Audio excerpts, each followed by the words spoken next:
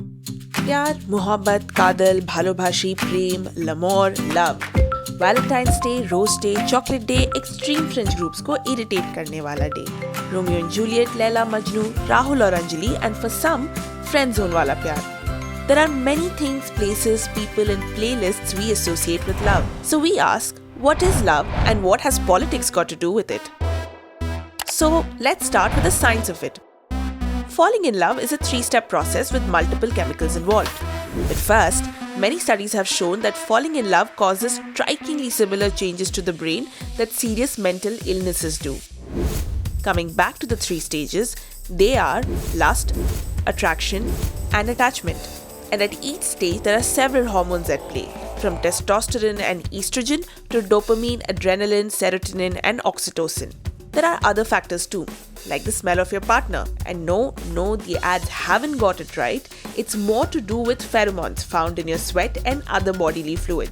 Then there's healthy BMI, your face structure, and so much more. But we are cutting the science class short because we'd really like to talk about the politics of love.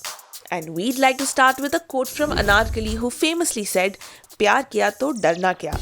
And another quote whose origins are not clear but is equally important to this story, "Jab Miyan Biwi Razi to kya karega Kazi?"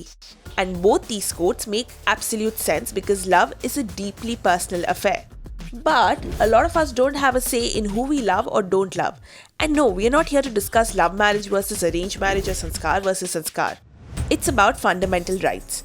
In 2017, the landmark Puttaswamy judgment of the Supreme Court said, privacy includes at its core the preservation of personal intimacies, the sanctity of family life, marriage, procreation, the home and sexual orientation. Personal choices governing a way of life are intrinsic to privacy. Straightforward, right? We all know it isn't. 4 BJP ruled states have brought in anti-conversion laws to curb so-called love jihad. Anti-conversion laws are not new. In 1967, Odisha enacted the Freedom of Religion Law, and in 1968, MP enacted the Madhya Pradesh Dharma Swatantra Adhiniyam. These laws were upheld by the Supreme Court as constitutional, but that was before the right to privacy was crystallized. The anti-conversion ordinances by states like UP and MP, which were touted by BJP leaders as measures to tackle love jihad, even if the laws don't use the phrase, are now being justified on the grounds of stopping forcible religious conversions. Sounds fair? Except it's not. Take the UP ordinance for example. First, Section 3 of this ordinance makes religious conversion purely for the sake of marriage punishable by imprisonment. This is in direct opposition of 3 fundamental rights under the Constitution.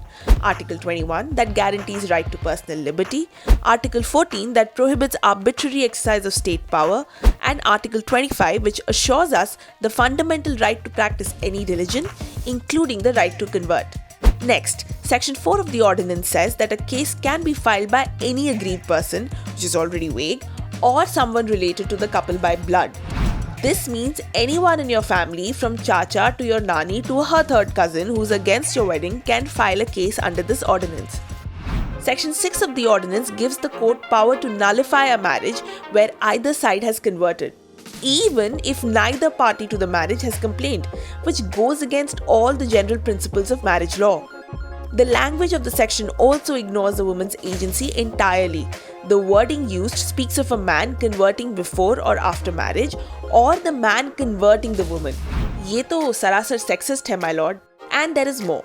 We bring back the Qazi. In this case, the district magistrate, who, according to the ordinance, has to be satisfied that any conversion is not forced. Anyone seeking to convert their religion, even if not for marriage, has to give 60 days notice to the DM, which, when it comes to interfaith marriages, just puts the couples at risk. The list of why this ordinance is completely unconstitutional is long, but we'd like to point out one last thing.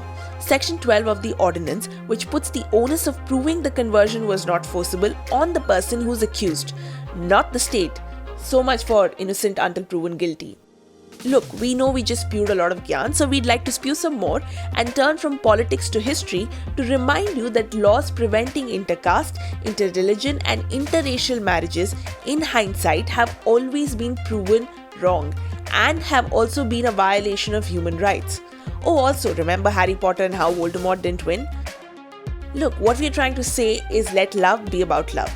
And while there may be cases that require state intervention, laws around that can't be so rigid that one needs to be afraid of love. We are in 2021 and we'd like to close with Anarkali again, who sang, "पर्दा नहीं जब कोई खुदा से बंदों से पर्दा करना क्या?"